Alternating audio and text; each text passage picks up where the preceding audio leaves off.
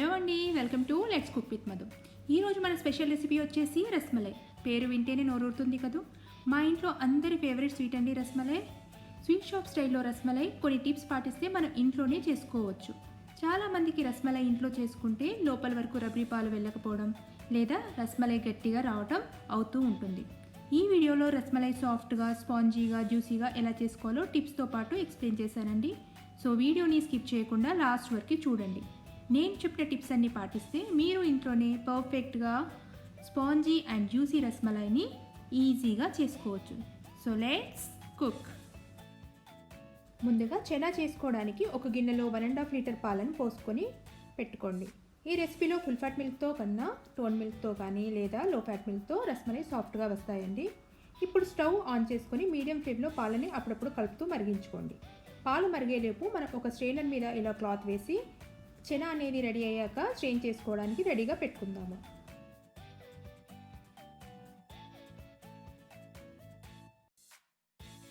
పాలు పొంగు రాగానే stove off చేసుకోండి.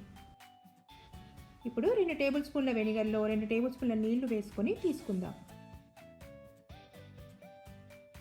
2 నిమిషాలు పాలని ఇలా కలుపుతూ కొంచెం వేడి తగ్గించుకోవాలి. ఇప్పుడు మనం కలుపుకున్న వెనిగర్ కొంచెం పాలలో వేస్తూ మిక్స్ చేసుకుందాం. వెనిగర్ లేకపోతే మీరు నిమ్మరసమైనా వాడుకోవచ్చండి. వెనిగర్ లాగే 2 టేబుల్ స్పూన్ల నిమ్మరసంలో 2 టేబుల్ స్పూన్ల నీళ్లు వేసుకొని వాడండి. వెనిగర్లో అయినా నిమ్మరసంలో అయినా నీళ్లు వేసే తీసుకోవాలండి, లేదా చెనా అనేది రబ్బరిగా వస్తుంది. మరీ వేడి పాలలో అంటే మరిగే పాలలో కూడా వెనిగర్ వేస్తే కూడా చెనా అనేది గట్టిగా వచ్చే ఛాన్స్ ఉందండి. అలాగే 2 నిమిషాల కంటే ఎక్కువ చల్లారించినా కానీ పాలని చెనా పిండిలాగా అయిపోయి నీళ్ళు అనేవి సపరేట్ కావు. చెనా చూసారా, నీళ్ళ నుండి వేరైపోయింది. ఇప్పుడు స్ట్రెయినర్లో ఈ చెనాని వడకట్టుకోవాలి. వెనిగర్ ఫ్లేవర్ పోవడానికి ఇలా చల్లని నీళ్ళు పోస్తూ చెనాని ఇలా కలుపుకోవాలండి. తర్వాత ఇలా క్లాత్ని పైకి కట్టేసుకొని గట్టిగా పిండి ఎక్సెస్ వాటర్ని తీసేయాలి. అలాగే ఒక 30 నిమిషాలు పక్కన పెట్టుకుందామండి, ఇంకేమైనా ఎక్స్ట్రా నీళ్ళు ఉంటే పోవడానికి. మీరు క్లాత్ని హ్యాంగ్ చేసి కూడా పెట్టుకోవచ్చు. చెనా డ్రైన్ అయ్యేలోపు మనం రస్మలై కోసం రబ్రీ రెడీ చేసుకుందామండి. దానికోసం ఒక గిన్నె తీసుకొని అందులో 1 లీటర్ పాలు పోసుకోండి. ఇప్పుడు స్టవ్ ఆన్ చేసుకొని మీడియం ఫ్లేమ్లో పాలని ఇలా కలుపుతూ మరిగించుకోవాలి. పాలు మరిగి 1 లీటర్ పాలు 750 ml అయ్యే వరకు మరిగించుకోవాలండి. మరుగుతున్న పాలలో 100 గ్రాముల పంచదార వేసుకొని కలుపుకుందాం. అలాగే మంచి కలరును ఫ్లేవర్ కోసం ఒక చిటికెడు కుంకుమ పువ్వు కూడా వేసుకుందాం. ఇప్పుడు నేను ఒక 1/2 టీ స్పూన్ యాలకుల పొడి వేస్తున్నానండి.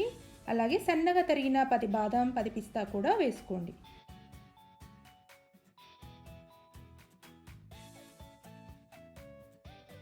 పాలు మరిగి దగ్గర పడ్డాయండి. మరీ చిక్కగా ఉంటే చిన్న బాల్స్ రబ్రీని లోపల వరకు పీల్చుకోవు. పాలు ఈ కన్సిస్టెన్సీలో ఉండాలి. రబ్డీ రెడీ అయిపోయిందండి. ఇప్పుడు స్టవ్ ఆఫ్ చేసుకొని దీన్ని చల్లారనివ్వండి. ఇప్పుడు మనం చెనాని ఒక ప్లేట్లో తీసుకుందాం. చెనా అనేది ఎక్స్ట్రా వాటర్ అంతా పోయి కరెక్ట్గా ఉందండి. ఇలా లైట్ మాయిస్ట్గా ఉండాలి.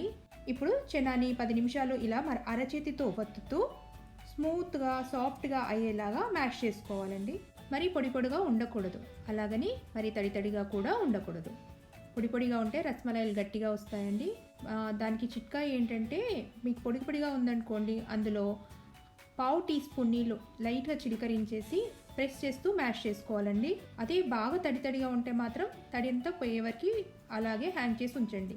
లేదు కొంచెం తడిగా ఉందనుకోండి, అందులో 1 టీ స్పూన్ కార్న్ఫ్లవర్ లేదా మైదా వేసుకొని కలుపుకోవాలి. చూసారుగా 10 నిమిషాల తర్వాత చెనా ఎంత స్మూత్గా సాఫ్ట్గా వచ్చిందో. మ్యాష్ చేసుకొని ఇలా ముద్ద తయారు చేసుకొని పక్కన పెట్టుకుందాం.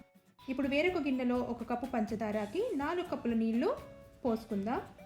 అందులో 3 యాలకులు పొడి చేసుకొని వేసుకుందాం. స్టవ్ ఆన్ చేసుకొని పంచదార కలిసే వరకు కలుపుకోవాలండి. పంచదార పాకం మరిగేలోపు చెనా బాల్స్ని రస్మలై షేప్లో చేసుకుందామండి. ముందుగా చెనాని ఇలా సమాన భాగాలుగా చేసుకొని పక్కన పెట్టుకుందాం. ఈ చెనా బాల్ని ఇలా అరచేతి మధ్యలో పెట్టుకొని ఒకసారి గట్టిగా మ్యాష్ చేసి తర్వాత రౌండ్ షేప్లోకి చేసుకోవాలి.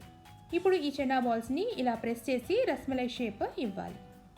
ఒకసారి అరచేతిలో చెనాని మ్యాష్ చేయడం వల్ల బాల్ చేసినప్పుడు క్రాక్స్ అనేవి రావండి. అలాగే రస్మలై షేప్లో కూడా చాలా స్మూత్గా ఉంటుంది, ఎలాంటి క్రాక్స్ అనేవి ఉండవు. అన్ని చిన్న బాల్స్ని ఇలాగే రస్మలై షేప్లోకి చేసుకొని పక్కన పెట్టుకోండి. ఇప్పుడు ఒకసారి పంచదార పాకం చూద్దామండి. పంచదార పాకం మసులుతుంది. సో ఇప్పుడు పాకంలోకి మనం ఒక్కొక్క చిన్న బాల్ని వేసుకుందాం.